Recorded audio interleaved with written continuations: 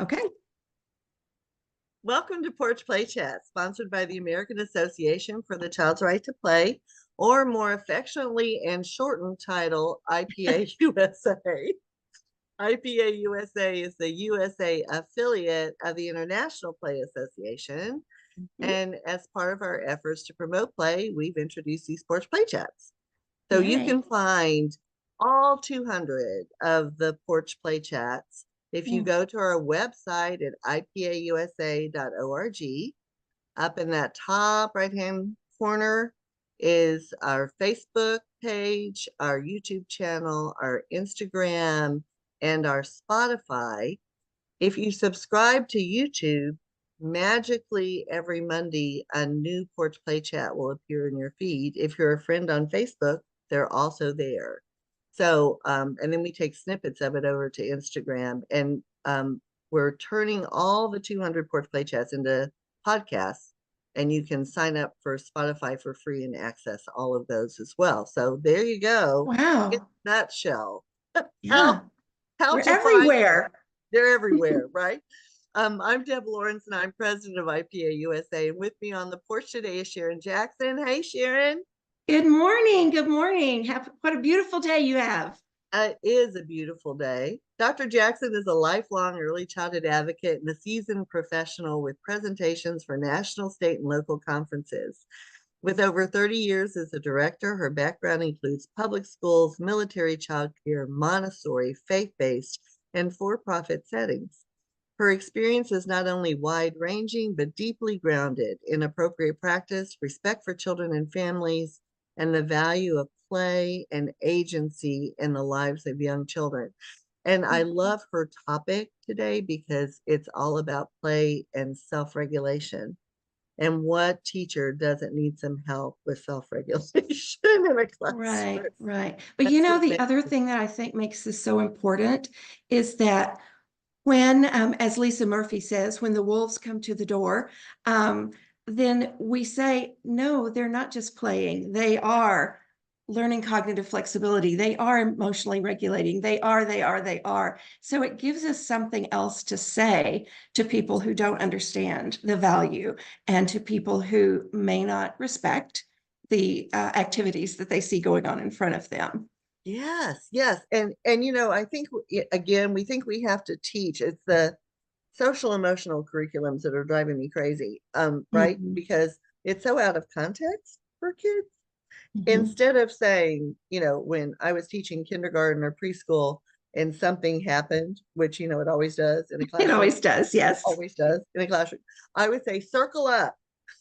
And so everybody would come over, stop what they were doing, and come over to a group, and then I would just say something just happened, and they would all go, "What happened?" And I would say, and I would get out my puppets, and puppet one was one of the people, no names. Puppet No two names, the name yes. of the people, and I would reenact what just happened, and they would go, "Oh," I said, "What could they have done?" And so we talk about it. It was Right. I mean, you don't need a social emotional curriculum. It's right there And you for you. certainly don't need to have 15 minutes on your lesson plan of social emotional teaching. I mean, of course, we teach it all day long, but and it made me laugh kind of when you started because what old school, and I'll say old school for those of us who are slightly more experienced, Yes. who doesn't know the value of a whisper? If you whisper and lower your voice, it's magical. Magical. They're all like, And I don't know that that's included in social emotional curriculums that people may have in their classrooms or be wanting to use. So yeah. unless we were singing Little Bunny Foo Foo, then it was little buddy, you know. Yeah.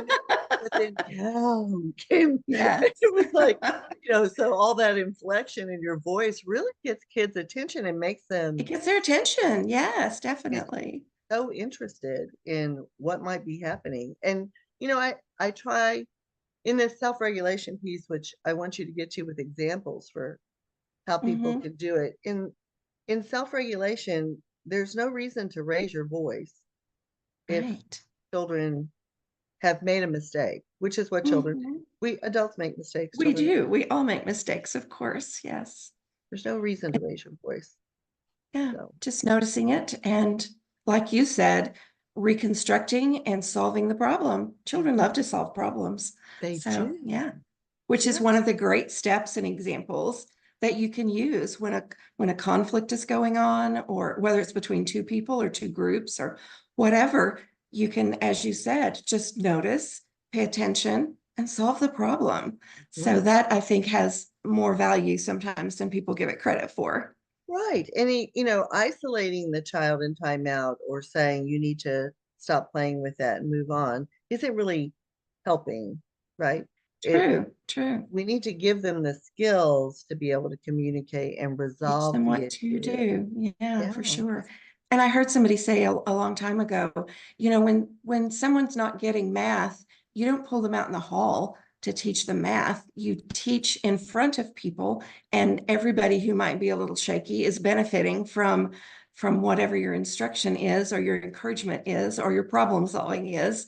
So I think the idea that you mentioned of, we do things in community, and especially we do things in community with young children. So that in itself is beneficial for everybody when something like that happens. Yes, yes. And so as a teacher, if maybe your experience has been, well, I isolate the child and take care of the child that was injured, and then whatever they do after Yeah. that, right? Or um, maybe I've just been, maybe when I was growing up, I was put in timeout or sent Yeah. away. And Mhm. so that's just what I do automatically, just like I parent like I was parented, unless, Exactly. That's what I was going to say. We do but know. yeah, yeah. So how do I begin to change my approach and help children in that self-regulation?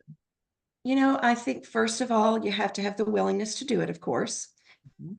To kind of recognize that while it may be solving the immediate issue of the yelling or the not sharing or whatever, and who likes to share anyway, but Right. um and you just kind of see that something's not working, you have to be willing to look for the something else, and to think about, and I always, we say we love kids. People in any job interview, a 22-year-old college student is going to say they want to teach because they love kids and that kind of thing. And it's more than that. It's the respect piece of it, I think. So how can you respectfully help that child learn? Obviously, they don't know what to do. So they don't have a tool in their toolbox to rectify their situation.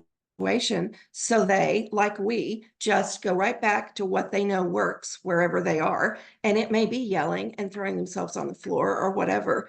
We don't have control over what happens outside our classroom, unfortunately, sometimes. But thinking about what can we do that will respect the child, build community, and solve the problem. So as we look for ways to do that, I think you do have to look to other people. I think you have to be open to new ideas. You have to research a little bit yourself about the whole idea. And you know how I love executive function and Mhm. how that piece that all plays together. Play, executive function, and emotional and behavioral responses are all linked together. So you have to get a good understanding of why is that happening with that child, and how can I give them a tool? How can I help them understand the other person's perspective? The whole idea of perspective taking is just beginning to emerge with young children, and we have to encourage them in that as well. I don't know if I answered your question. I kind of got on No, my soapbox there. no, So no, no, that's good. We need a soapbox all the time. all the time, yes. I'm always into soapboxes. One of the one of the things that I was thinking about as you were talking is that sometimes that perspective taking is so difficult because the children are egocentric. Egocentric, absolutely. They know what their perspective is, and they see no reason why everyone else shouldn't fall into line with that. That's right. I know some adults who are still that way. I was just gonna. Sometimes we all feel that way, right? Yeah. Sometimes it's my perspective, and that's the one that people need to take. Mhm. And Yeah, I, for sure, for yeah, sure. so it's a learning process. It's a Absolutely. continuous learning process. So if Absolutely. we were to have, sometimes I know that teachers feel like if children are fighting over a a toy, Mm-hmm. um, sometimes I've seen them say, "Well, I'm just going to put it away. I'm just going to Mm-hmm. take the toy and put it away because you're not playing nicely." So, Mm-hmm. and I hear that, and that was probably something that was done to you Mm-hmm. when you were growing up as a child. And so there are other ways to help them see each other's perspective. And Mm-hmm. so can we talk about what would you do if there was a confrontation? And if it's toddlers, you should have 12 Duplicates, bars yes. and they should all be the same color, right? Yes. 12 balls and they should all be the same color. It'll Yes, make for your life sure. so much easier if they're Yes. toddlers. But if they keep Storage going, becomes a problem, but it makes your life easier. So it does. It does. yeah, yeah. Um, Well, and, I and think so how would we do that? yeah, I think and I should have probably started with this earlier, but the time to address those kind of things is not in the moment. Mhm. The time to teach and encourage and give your children tools is before that ever happens. So, if you've got something fabulous that you're going to introduce as an activity or outside or wherever, then you have to talk through. Here's this. Here's how we're going to do it. What do you think we can do with this? Would you like a friend to be with you? All those kind of things. But what if two people want it at the same time? Talk through all of that, role play it. If you have an assistant, I think that's always great. The children love to see you do that. Mhm. Um, and give them the tools before they need them. Mhm. Now, in a perfect world, that would all that timing would work out great. Unfortunately, sometimes we never know what's going to come up. And so really, I love the approach that you started with, the whole idea of you have to notice it and then you have to talk about it.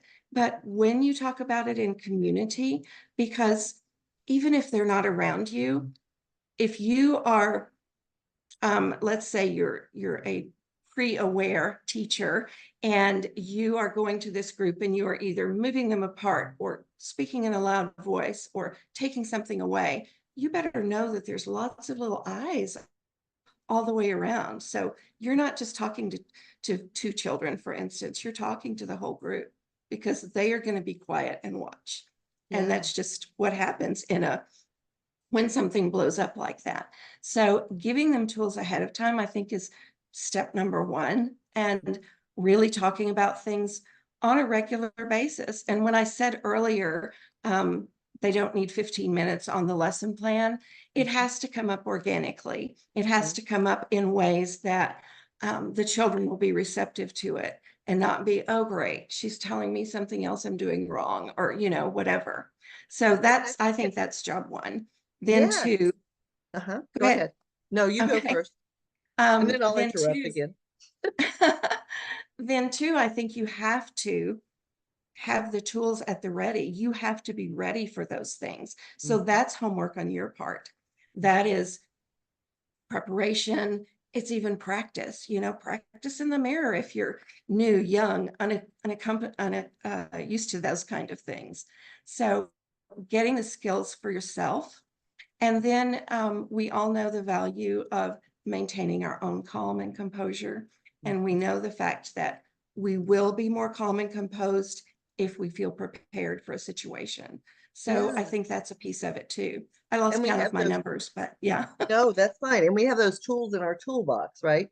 So Mhm. one of the other things that I find is that can lead to a situation sort of exploding in a Mhm. classroom where a teacher then has to, go, oh my goodness, and again, we have to know that we have that visceral reaction because we have that protective urge that's deeply embedded in our brain. It's part of our Of course. brain's prime functions is to Mhm. protect children. Um, and so when you see a child being harmed, you have to recognize what that's doing in your brain, In and your own brain, yes. and you may overreact And so you have to be thinking about how you can take a deep breath and say, okay, I understand why I'm feeling this way. Now I need to regulate, right? But Yes. one of the things that will help you avoid situations that are exploding some of the time, and when I was teaching a lot of the time, is when I watched for visual and non-verbal and nonverbal cues. If I have a child that's starting to do their fists like this, I would go over and say, hey, what's going Of on? course. Yeah. If I had a Yeah. child that I could see their, their shoulders were going back, or their face was getting red, or they were twirling their hair, or they were sucking on their thumb, those are nonverbal cues that something's going on. Yeah. And that's And why we you, have to know our children. We have to know our children. and what is their visual or Mm-hmm. nonverbal cue that they give you when they're escalating Yeah, for on sure. what Bruce Perry calls the hyperarousal continuum. So, Yes. which is a fabulous chart that will Oh, help you. yeah. Well, anything Bruce Perry does is pretty super in my brain. So, Absolutely. So if we need some help in building, so remember that when you raise your voice, you may be harming the relationship that you have with children, especially if someone else is yelling at them, right? Yes. Some other place, but Another place. certainly Yes. sometimes when somebody yells at me, I shut down. I, I Mm-hmm. I don't hear anything they're saying. I'm Right. just reacting, right? Mm-hmm. And so children do the same thing. So I think one of the most important pieces is that we have to recognize that these little humans Mm-hmm. are extremely sensitive, and things may be happening outside the classroom. Mm-hmm. Maybe someone else is yelling at them. Maybe Mm-hmm.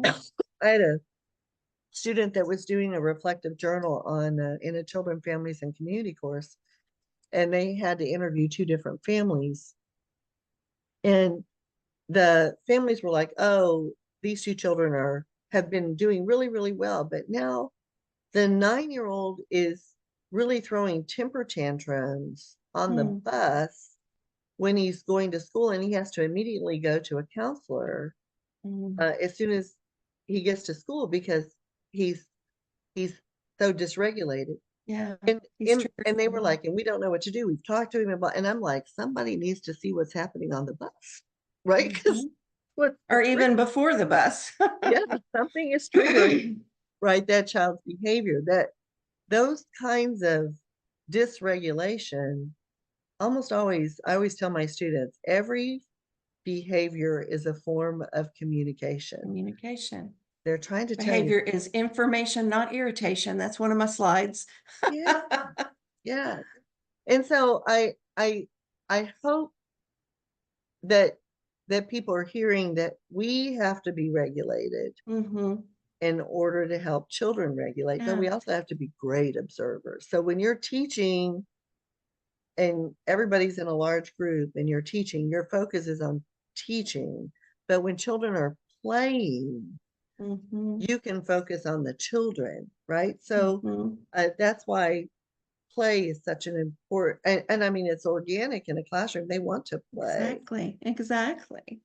And And we'll those are, hope too that even if you do have, if there's been lots of conversation, of course, about large group, do we, don't we, what do we do there, all those kind of things. But you hope that even in large group, you have that playful perspective and opportunities for them so that you have to observe, you have to be willing, you have to observe, you have to have tools of your own, and you have to seek out tools for them. I was presenting at a conference last week and heard the best idea. I'd never thought of it before, but this teacher said, I help my children understand to wait, that they have to wait sometimes before things to happen, just that whole impulse control piece. She said, we blow bubbles and they don't pop them. They like sit on their hands. We talk about it a lot and all those things, and they just have to watch as the bubbles go by, because you know what your first impulse is, even when you're 75 years old, it's to pop the bubbles. So I thought that was such a great activity. And I told her, I said, totally stealing that because that was so good. But we have to give them the tools throughout the day, throughout their experiences. When they need them is an okay time, but they're not hearing you in the way that they would be at a more relaxed time. So giving them tools, helping them play those kinds of games and activities that Simon Says, red light, green light, if I can go back to my own childhood, those kinds of things are tools that we give children. And so that in itself, I think is an important piece of this as well, is you build that into the things that you do just And I want to, naturally. yes, it is embedded in the day and in the Yes, children's absolutely. experiences, right? It's playful, right? Mhm. So one of the things when I was doing my student teaching, um, I was doing student teaching in a mixed age classroom. Mhm. And we had this precious little boy who had no self-regulation, none whatsoever. Mhm. And so if he saw a toy, he grabbed it. Even if someone else was holding it. Yes, of course. And so, I would say to him, I wonder how you could ask for a turn, Mhm. if you could have a turn. And so I would follow him around the playground, and he would say, but I want it now. And I said, I know, but if that person has it, then you could ask them when they're done if you could have a turn. And so, if especially this is why you need to have multiples in the classroom, but Mhm. in this particular situation, uh it was just his first instinct was to grab it out Mhm. of somebody's hand. And so I not I well, I would say I shadowed him. I wasn't stalking him, but I was shadowing him around the playground, because the teacher said I really need help because uh, and Yeah. I said, okay, I can work on that. And so I would shadow him around the playground without making him feel like I was stalking. And as he went to someone, I'd say, oh, I wonder if you could ask for a turn when they're done. Mhm. And and just to give him that sort of gentle reminder. And he Mhm. would stop grabbing and he would say, can I have a turn? And he would want the turn immediately. Mhm. Mhm. So that's okay. Sometimes the child will give it to him Right. Yeah. immediately. Oh, yeah, I'm done. You can have it. But other times he had to wait. Yeah. And so it's that it's that individualization and Mhm. giving them the tools they need before they really need it. And again, you're Right. going to have to remind them and remind them that they're Of learning. So course. Yeah. Lots of practice. lots and lots of practice. Yes. Lots of practice. Yeah. What else should a teacher think about in helping develop that self-regulation? I am a huge one for children's literature and books, and I think that that's another way. There are all sorts of places online now. The internet is a fabulous place, used correctly, and there are so many places that you can get great lists of books and things about emotions, about things, hard situations, that kind of thing. So I love the idea of stories that help prepare children for whatever comes next, those kind of things. I think using books is a great idea, and those can be used.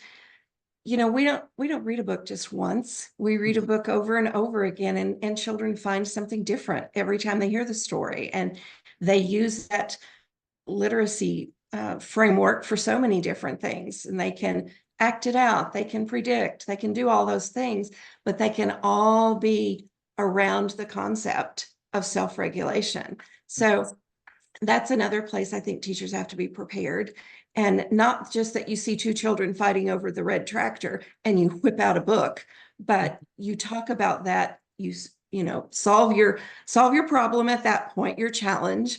And then remember, we sometimes have a problem if two people want the same thing or there's not enough space. So this story has something in it that I think might help us. And, pulling in books and things like that, I think is a good opportunity for children as well. and I have no connection with them other than I've used their books all the time. But when I was a teacher, Free Spirit Press Hmm.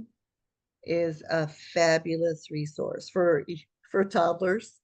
Um, Teeth are not for biting, hands are Oh, not for yes. hitting, feet are not for Hmm. kicking, right? And they're cardboard books. But as Hmm. children get older, they have some fabulous ones about All kinds of, yeah. all topics related to social and emotional development. Hmm. And especially when I was teaching in kindergarten, they have books for primary as well that really talk about where they Yes. are developmentally.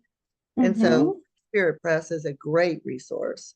That's a Um, great growing book yeah, by book has great book lists. Again, not connected, but I just know that I can trust their book lists. And um, Bookvine, of course, has oh, wonderful Bookvine. books Oh, that you could just Bookvine. look, you just go to the website and look up emotional regulation or self-control or, whatever you're focusing on. And there's always going to be a book about it. But the important thing is, again, to prepare, you got to read it first. You've Mhm. got to know kind of how you can connect the things that are in the book to in your classroom and you're not going to you mentioned this earlier, you're not going to say, okay, now Johnny has a really tough time sharing, so we're going to read this story and those kind of things. But the whole idea, children love to be read too, so Mhm. read it. And if you have large group, read it there, read it in small group, read it to individuals, have it for them to read themselves, all those kinds of things. Books are so useful in that they're limitless in their potential. So that in itself, I think, is another great way. And just building in games too. You don't just immediately play red light, green light because somebody can't stop grabbing toys. Right. Just giving them those opportunities to practice Mhm. stopping and waiting. Don't pump the. Let's see if we can keep our hands beside us and not pop these bubbles. You don't go into that whole don't go into that whole activity with "Don't you dare touch one of these bubbles." That Right, kind of right. thing. Yeah. Yeah, let's not be harsh. Right. Yeah, And so I think it's a game. it's a game, right? And in wrapping, just thinking about final thoughts that we want to consider, that we want people to be thinking about in those Sure, books that you're getting, please make sure that they're representative of absolutely. other groups, right? So, Mhm. and I wish I had the website in my head. I use it all the time. Um, but it's a book that I have. It's a website where I have teachers go that have a selection of books that don't have tokenism, discrimination, or any of those things in them. Great. Maybe you could put it in the show notes and people could Yeah, have access to it there. I think that's what I'm going to do because it's a fabulous website. And so, sometimes people don't recognize the the amount of tokenism. I'm so attuned to it now that every time I see a commercial with one person of color and everybody else is white, I get mad. Hmm. Hmm. Like tokenism, right? So Hmm. sometimes in stories when they tried to be more appropriate and inclusive, they would add one person of color or Hmm. one female character that, Protagonist, yes. yes. And so be careful what you're reading to them because the images they see, they're internalizing. And Absolutely.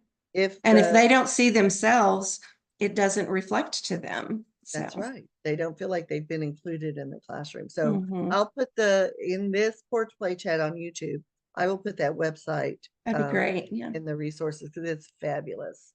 I use it all the time. It makes students go through books, children's books, and they have Mhm. to decide how many of those elements of bias that they see or don't see, Absolutely. like Hmm. homeless population, LGBTQ families, um, uh, children who are Muslim or families who are Muslim. I mean, truly, it's amazing that Hmm. there are invisible populations that Hmm. you may have children in the classroom who live in a family Hmm.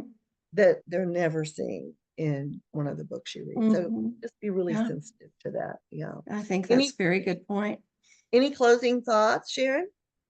Well, I think it's such an important, it's an important concept, and I'll kind of circle back around as we talk about teacher willingness and teacher preparation and those kind of things, because we have to be able to advocate for our children, and we have to be able to advocate for play, and we have to engage and encourage people who may not share those philosophies or those ideas.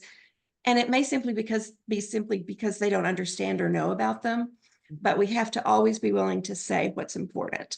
And so I think that's where any porch play chat probably ends up, is that we have to be ready to advocate, we have to be ready to celebrate, and we have to be ready to teach and talk about play. So that's our curating play kind of mantra, ACT. We're going to act on play, advocate, celebrate, teach. So I would invite people to meet us at Curating Play if they're interested, curatingplay.com on Facebook and our website. And just to remember that these things are so important that we have to give them tools, and we have to have our own tools in order to solve in a respectful and a caring way. Absolutely. Well done. And I love the Curating Play.com newsletter that Sharon sends, and I'm so excited to, it's filled with great information. Thank you. All right, so don't go anywhere. I'm going to close this out. Okay. So to learn more about IPA USA, please visit our website at ipausa.org. And until next time, keep on playing. Bye.